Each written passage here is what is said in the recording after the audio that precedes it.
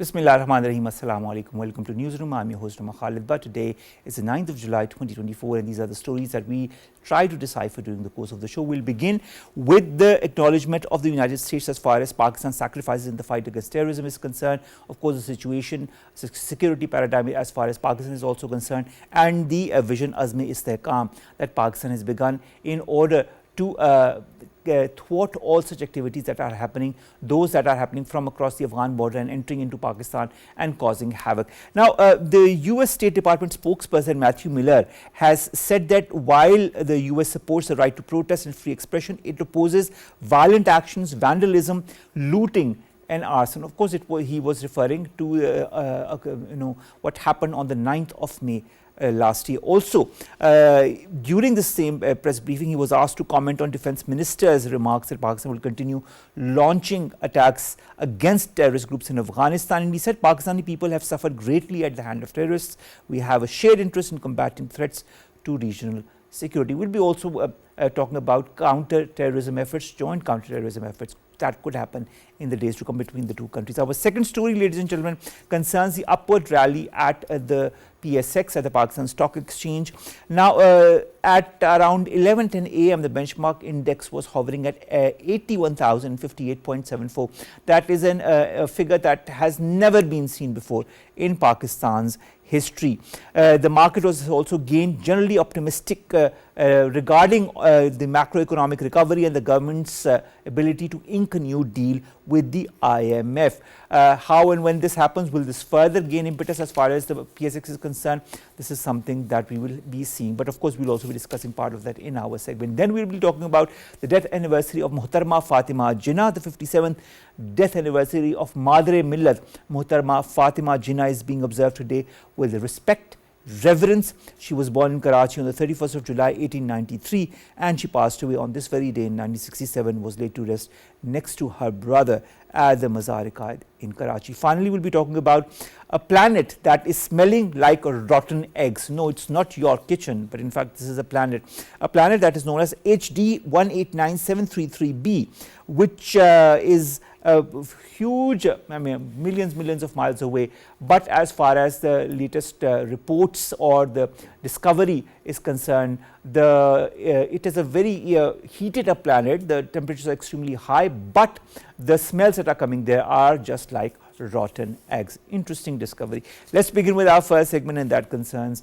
Pakistan's security paradigm, the vision Azm-e-Istehkam, the US state spokesman statement as far as Pakistan's resolve to thwart all such elements that are trying to create havoc in Pakistan is concerned, and much more. We've been joined for this very segment by Brigadier Masud Ahmed Khan Sahab. He's a retired analyst and of course a defense analyst as well. Thank you very much, Brigadier Sahab, to have joined us as well, and of course to continue to help us in the different issues that we discussed during the course of our show. We'll begin the statement by Matthew Miller. The US says that while it supports the right to protest and free expression, it opposes violent actions, vandalism, looting and arsons. He says, we urge all, first of all, let me say all protests should be conducted peacefully and governments should deal with them consistently with the rule of law and respect for free speech.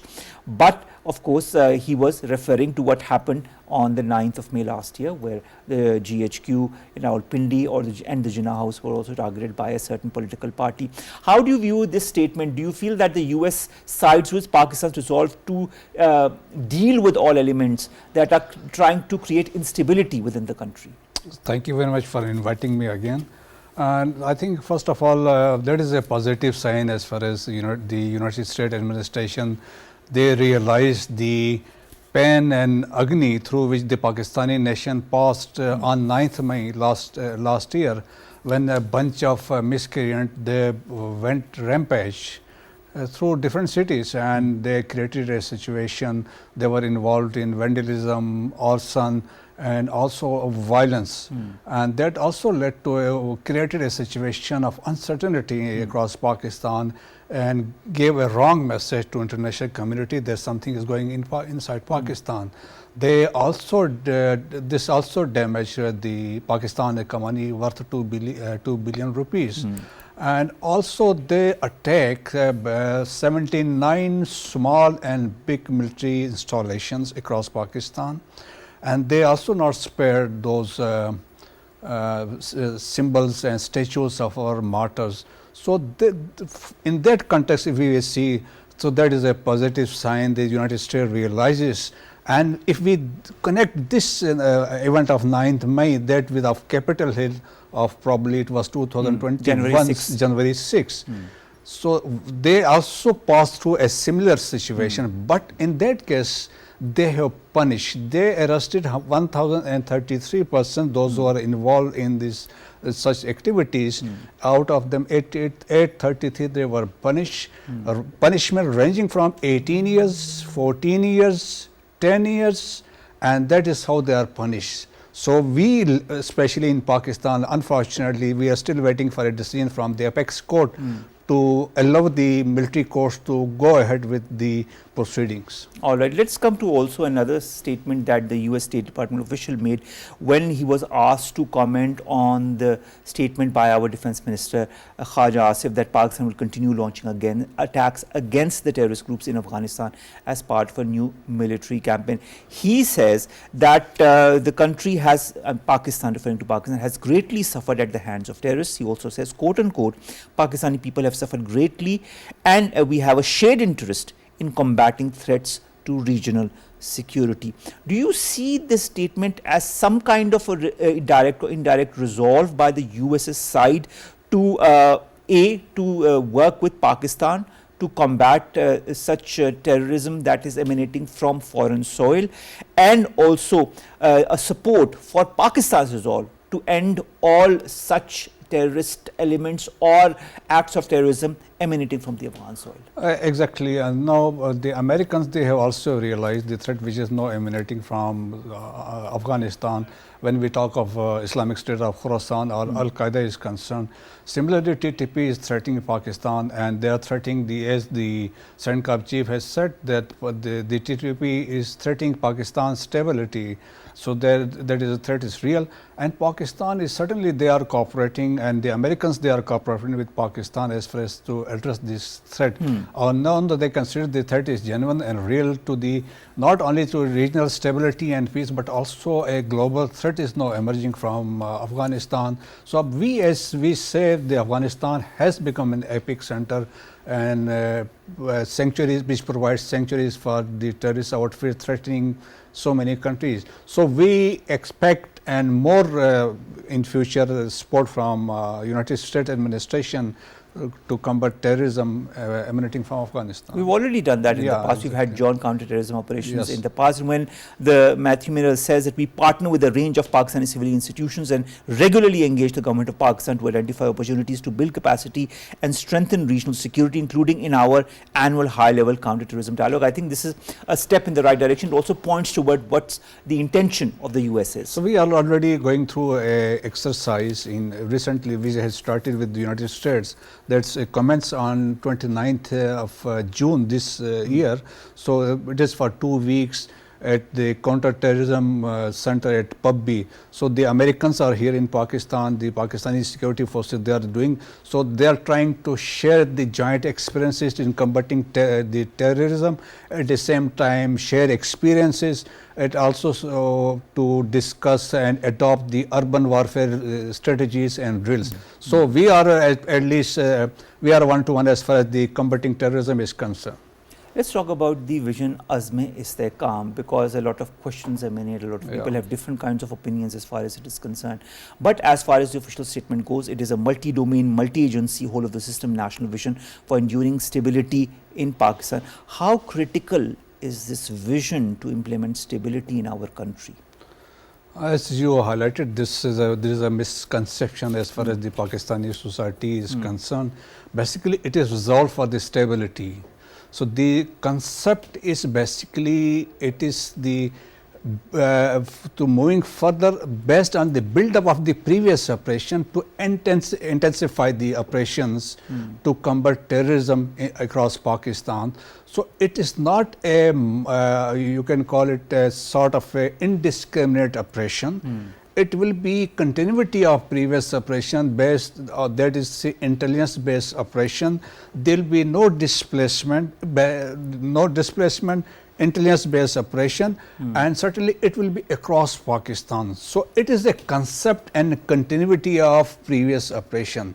So that is one thing. But as you said, multifaceted, and then there is a requirement of this military operation is a part of the larger the concept or the vision of the government of Pakistan, which also include the political stability, economic activity, economic revival, then creating conducive environment for foreign investment and taking the ownership of these operations, which we are already in progress. As we said, daily there are 126 intelligence-based operations across Pakistan. So the operations are ongoing, but it will intensify those operations. So that is Azam-e-Istehkam to ensure resolve and to combat terrorism. That is Azam-e-Istehkam. There are different prongs to this vision as well that include political, diplomatic, legal, information prongs, in addition to this already continuing operations by all the law enforcement agencies. How do you see the incorporation of all these prongs together in order to make the outcome more successful? So basically we must see these activities in the backdrop of National Action Plan. Basically that was conceived in 2014, launched in 2015, and now the Apex Committee, basically National Action Plan, there were 20 points. The Apex Committee basically relies, the National Action Plan relies heavily on the Apex Committee, comprises the civil leadership, military leadership, the provincial leadership, and basically they sit together, and the Apex Committee gives the concrete plans.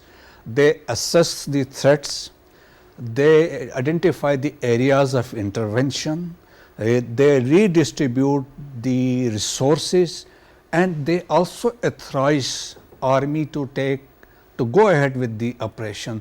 So that is very important. So as I said, military is a one factor. So there are other things. As I said, political stability is very important. Political stability, there is a requirement. And secondly, as economy, we said, unless there is a security situation improves, there is a political stability, then there will be foreign investment. Because at present, because of terrorism, our infrastructure is damaged. Tourism has gone down, nobody is willing to come. The foreign indirect investment people, they are reluctant to come and invest in Pakistan.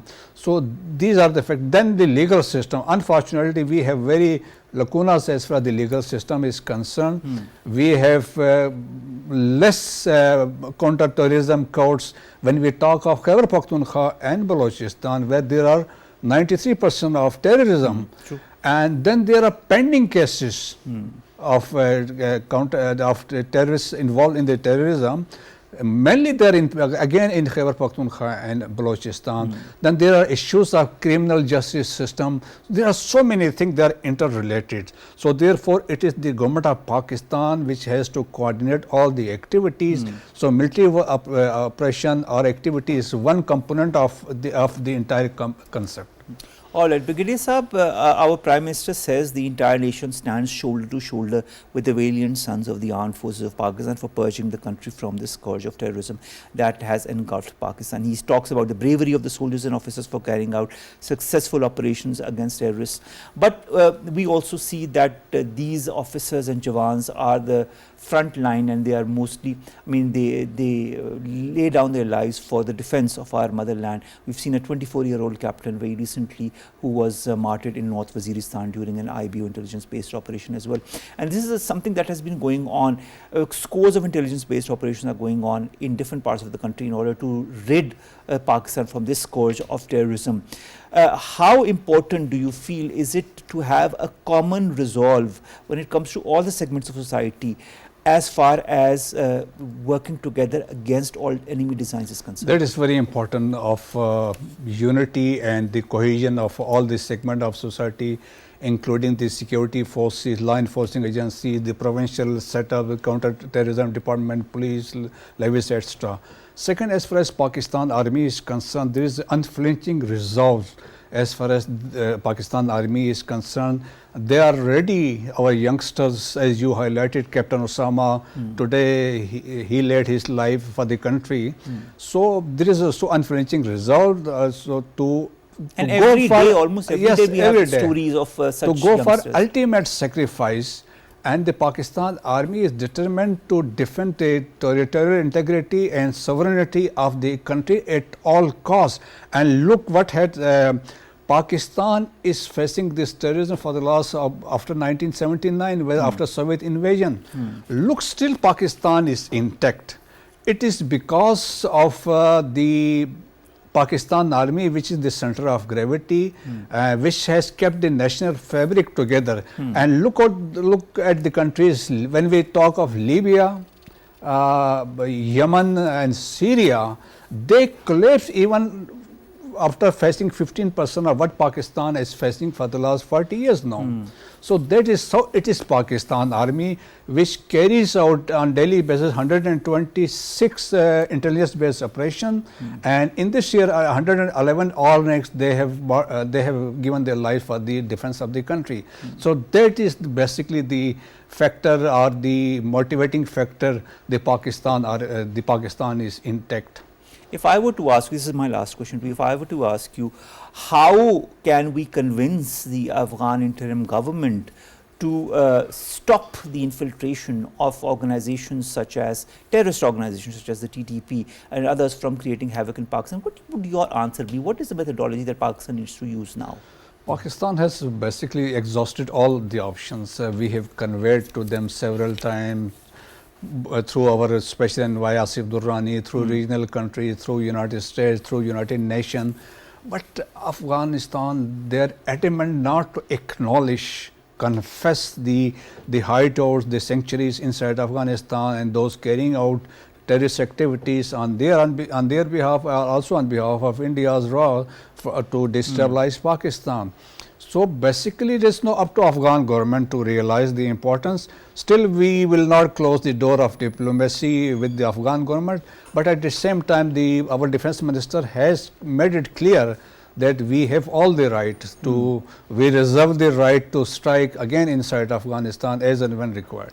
I think that is a very important resolve. I think the message has gotten across very clearly across the border to the Afghan side on how they need to move forward as far as not only the bilateral relations are concerned, but also this scourge of terrorism that is there in their country, but now has engulfed Pakistan, and it could engulf other countries in the region as well. Thank you very much, Brigadier Masud Ahmed Khan Sahab, defense analyst, to have joined us, to have talked to us about it, and will continue to bother you time and again to discuss Pakistan's security paradigm. Thank you very much, sir, to have joined us. Let's come to our second story, and that concerns the PSX Pakistan's situation as far as economy is concerned, and the upward rally at the PSX, where around 11 in the morning it was at 81,058.74, which is an increase of 492.54 points or 0.61%.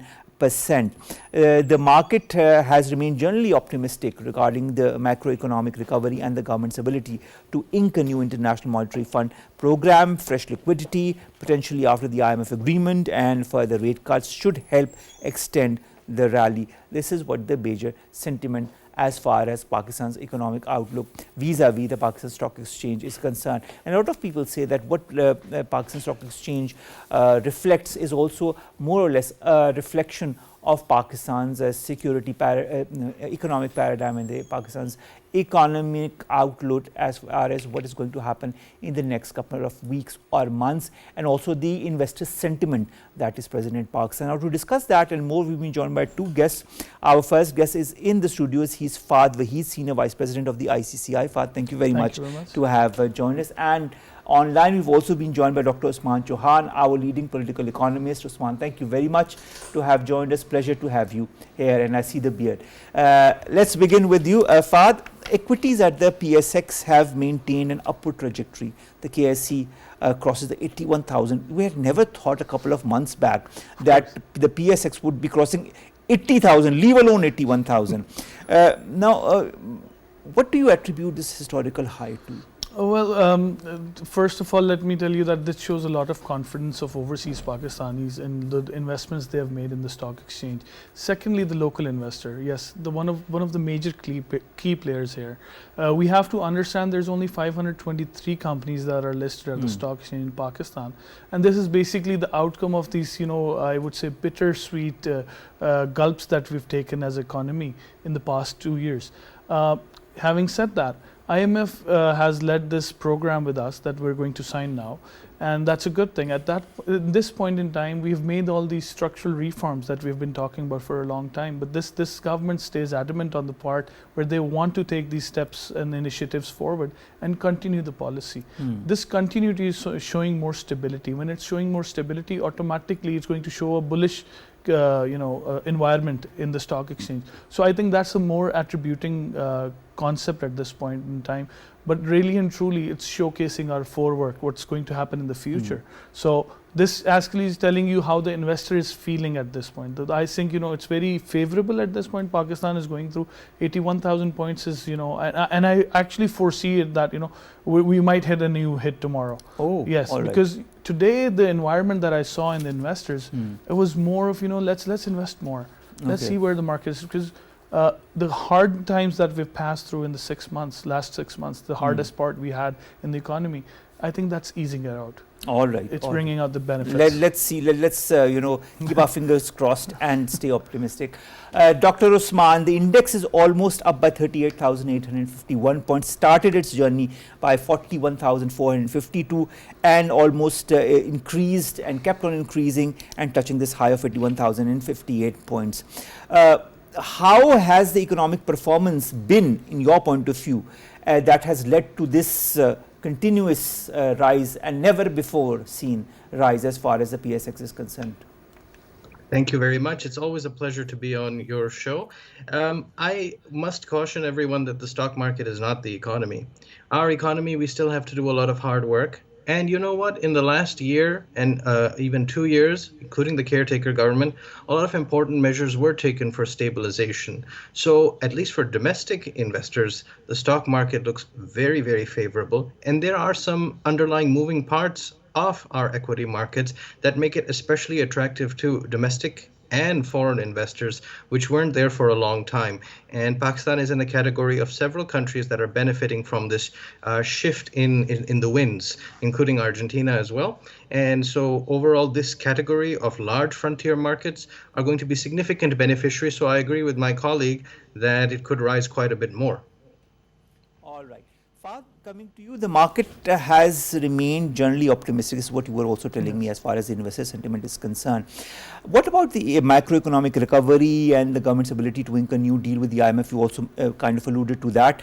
But what also is being said is fresh liquidity potentially after the IMF agreement and further rate cuts could help extend the rally. How can these two factors, that is fresh liquidity and rate cuts, extend the rally? See, what we've been witnessing from the past 2 years is, stuck up money. The capital's been jammed in real estate investments, in imports and everything. But that being said, that money has to liquidate.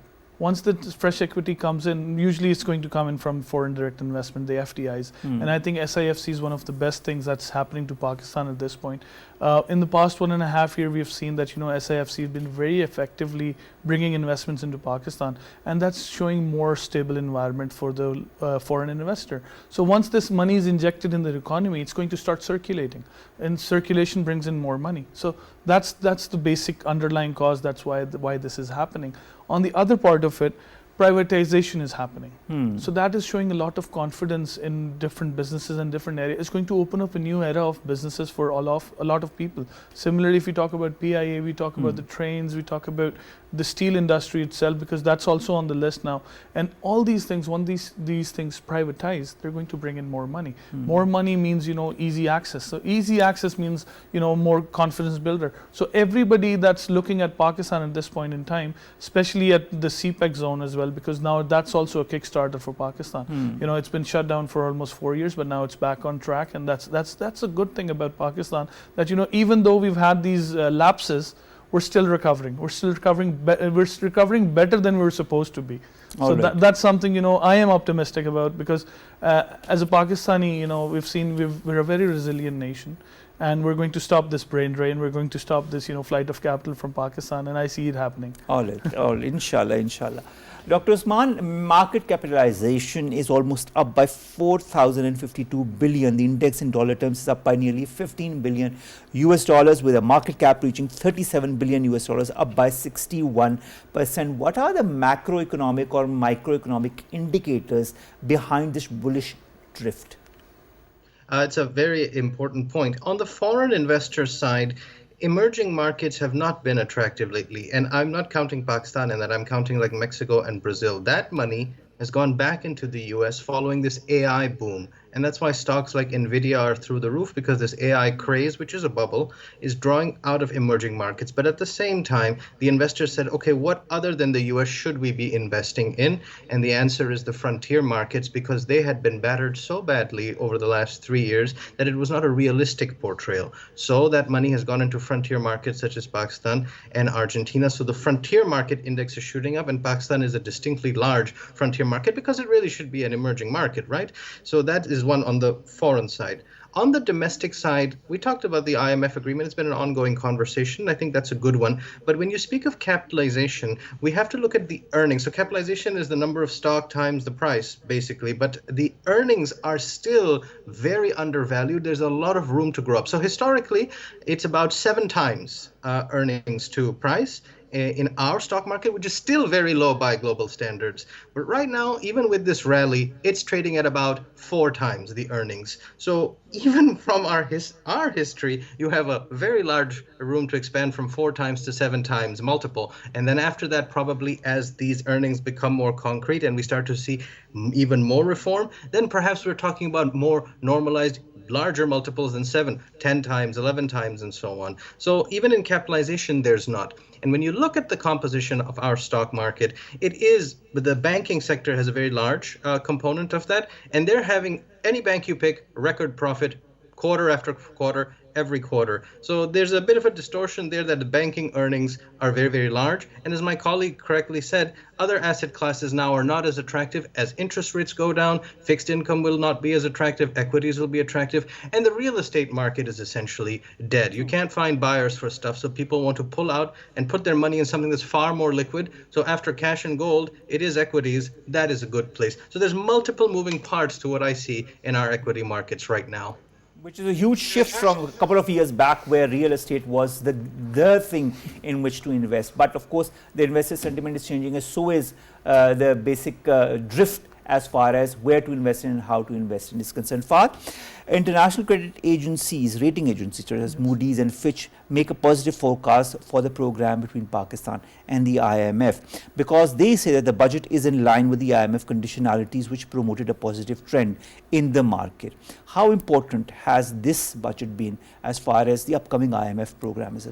I think it's one of the major components, because, you know, setting a line of the next year, how the outlook is going to be for the next year, is very important when it comes to, you know, lenders' confidence. So IMF has to have this confidence in Pakistan when we talk about structural reforms, when we talk about how are we going to collect all this money that we owe.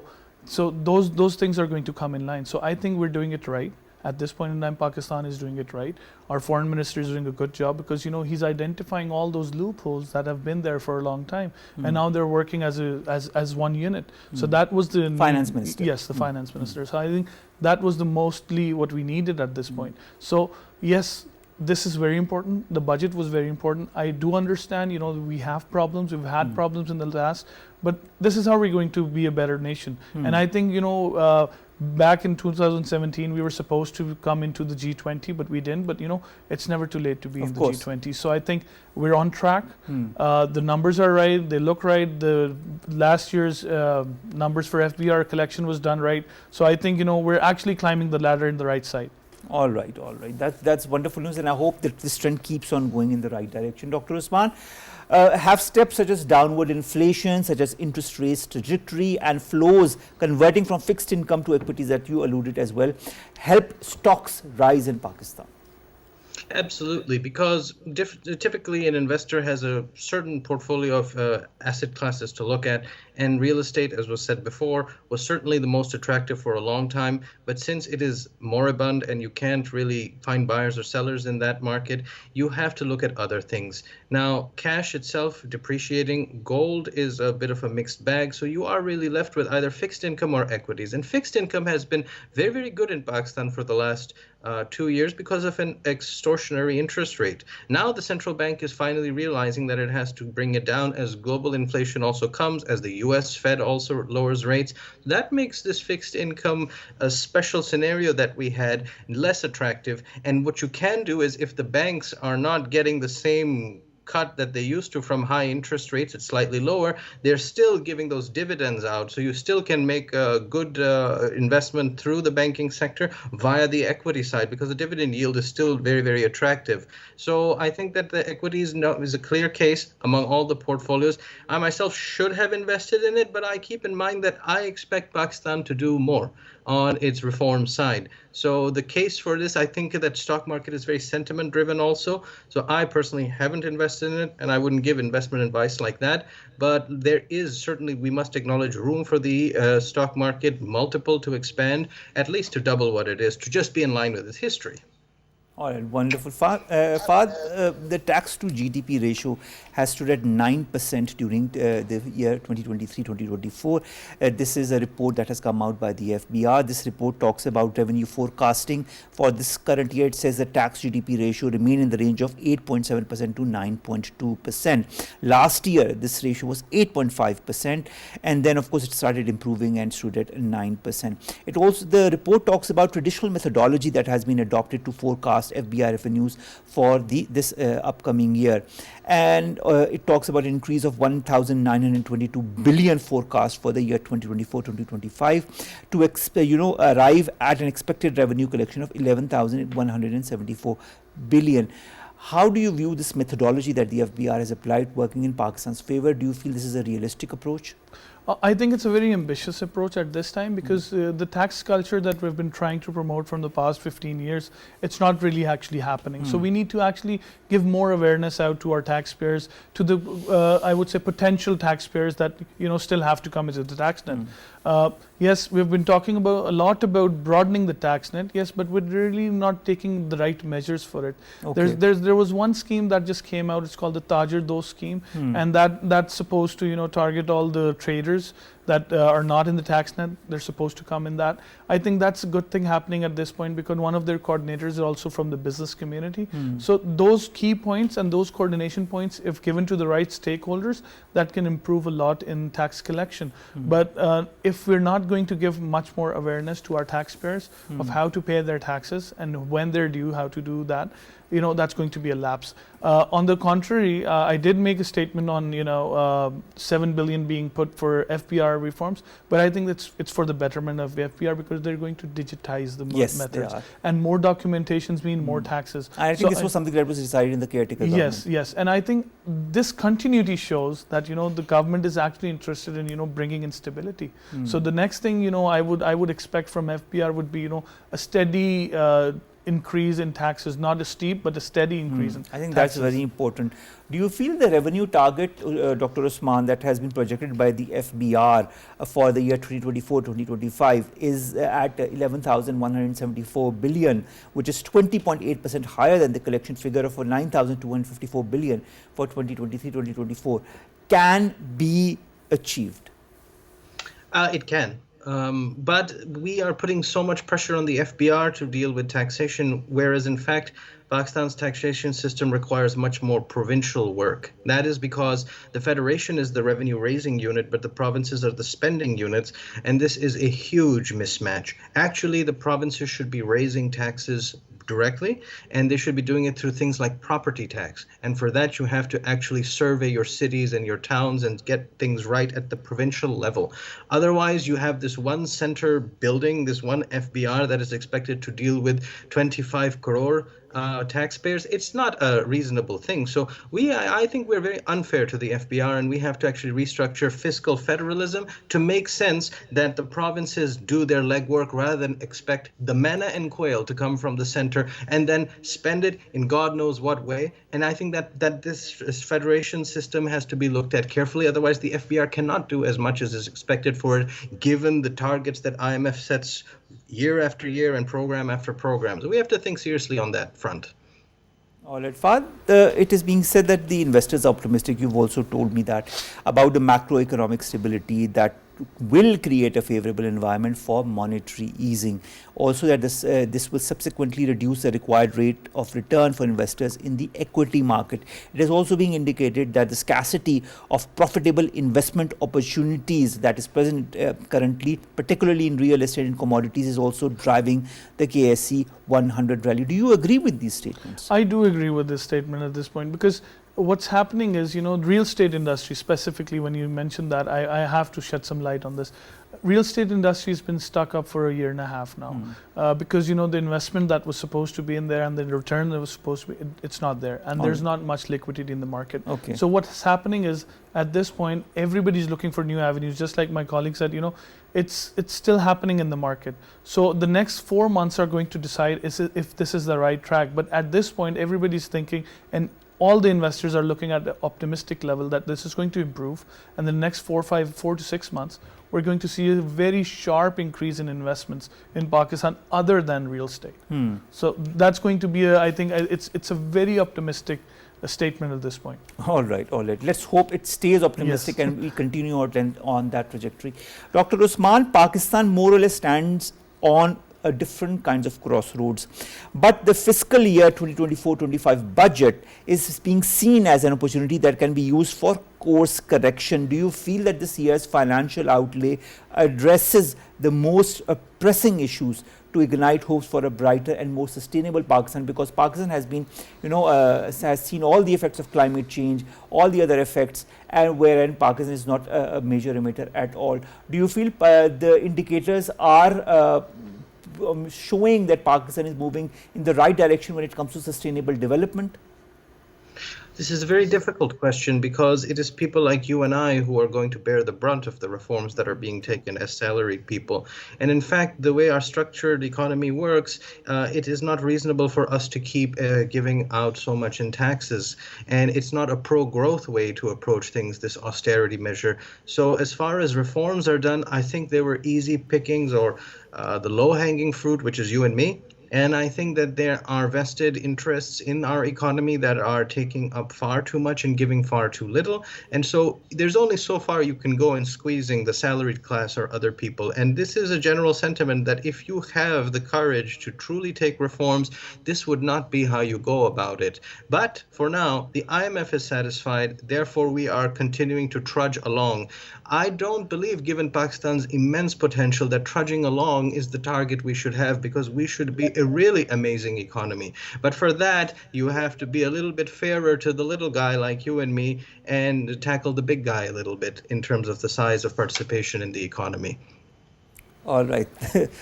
Coming to you, Faad, there have been different IMF statements as far as Pakistan's trajectory, or its the different methodology that is used to improve its economy is concerned.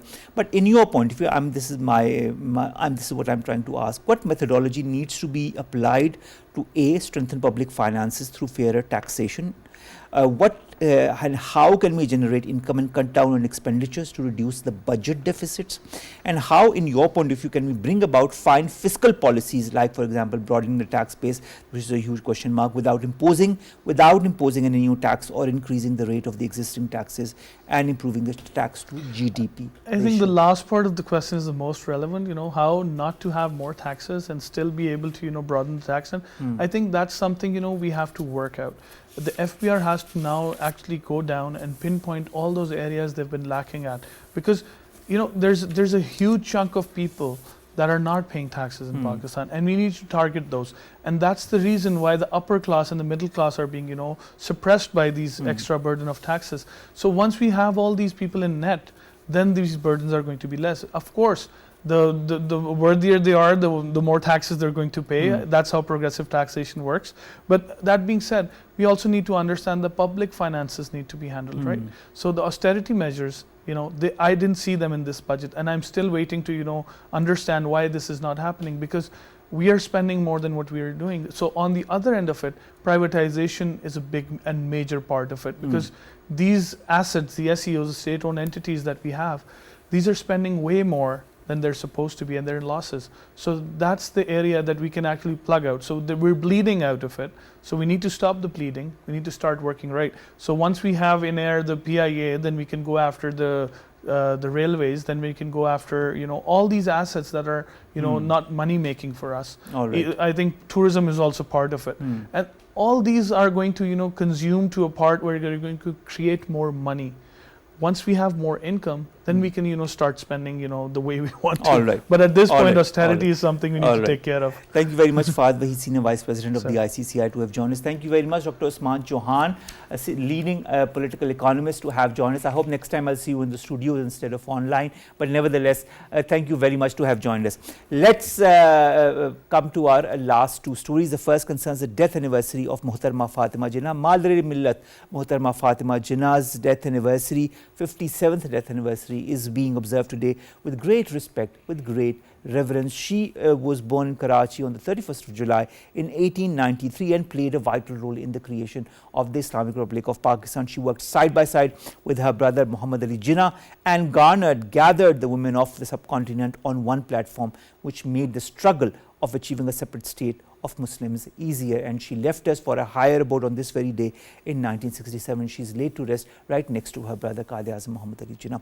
Finally, there is one planet that smells like rotten eggs. A faraway planet known for its dire weather also whiffs of rotten eggs, as per a new study. Now, scientists who have studied the atmosphere of the planet HD 1897733b, which has scorching temperatures and precipitation skin to raining glass, is using data from the James Webb Space Telescope, and this data shows that the smell that emanates from that planet is like that of rotten eggs. Just see and imagine the immense scope of the telescope such as the James Webb Telescope that gives us an insight on planets that are so far away, and will continue to give us new insights into how the universe is working. With that, ladies and gentlemen, we end today's newsroom. We'll see you inshallah tomorrow with new stories and segments that pertain to you, us and Pakistan. Stay safe. Allah Hafiz.